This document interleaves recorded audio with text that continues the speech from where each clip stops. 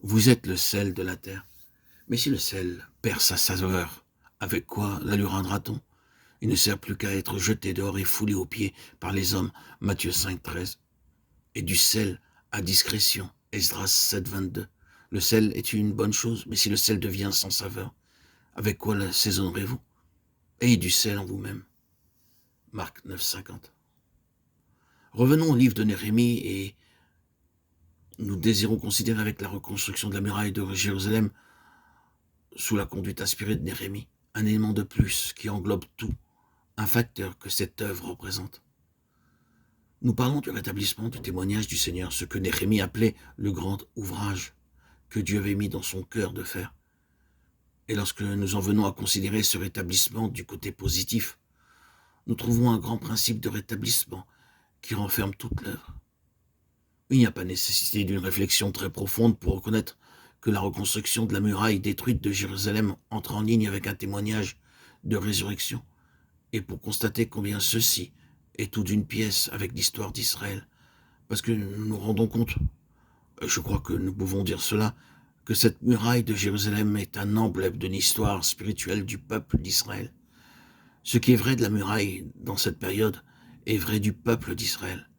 La muraille manifeste seulement la condition du peuple, spirituellement ruiné, avec beaucoup de brèches. Rien qui soit complet ou parfait, rien qui contribue à une pleine satisfaction, et donc rien qui soit à la gloire de Dieu. Nous avons fait remarquer précédemment que Néhémie était contemporain de Malachie. Or, les prophéties de Malachie nous donnent un compte-rendu très clair, quoique terrible, de la condition spirituelle du peuple de Dieu en ce temps-là. Aussi, cette muraille représentant l'état du peuple révèle très clairement la nécessité d'une résurrection. De façon répétée, l'histoire d'Israël nécessita cela.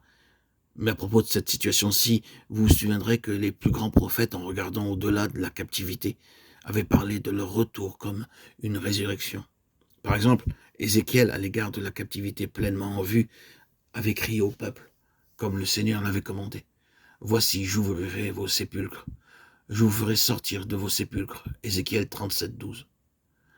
Or, dans cette grande parabole et l'image de la vallée des ossements desséchés, nous trouvons sans aucun doute la question de la résurrection en relation avec Israël, après la captivité, après l'exil. De sorte que leur retour, celui du reste de Babylone à Jérusalem, et la construction ou la reconstruction de la muraille, correspondent aux prophéties concernant la résurrection, quoique sous l'aspect temporel et terrestre, l'accomplissement en fut très imparfait. Un accomplissement beaucoup plus grand est encore en vue. Mais voici le point. Il s'agit d'une question de résurrection. Le départ en captivité fut en premier lieu un jugement sur le péché. Et il est donc représenté comme suivi par la mort, car la mort suit dans le sillage du jugement, et Israël est représenté comme étant entré dans la mort, dans un sépulcre spirituel. Si nous demandons ce qu'est la mort, c'est être éloigné de Dieu. C'est la séparation d'avec Dieu. Et il en était ainsi à leur égard. Ils étaient hors du lieu que Dieu avait désigné pour le recouvrement. Ils s'étaient éloignés du Seigneur. Exilés à Babylone. Et si être éloigné du Seigneur en guise de jugement représente quelque chose, c'est assurément la mort.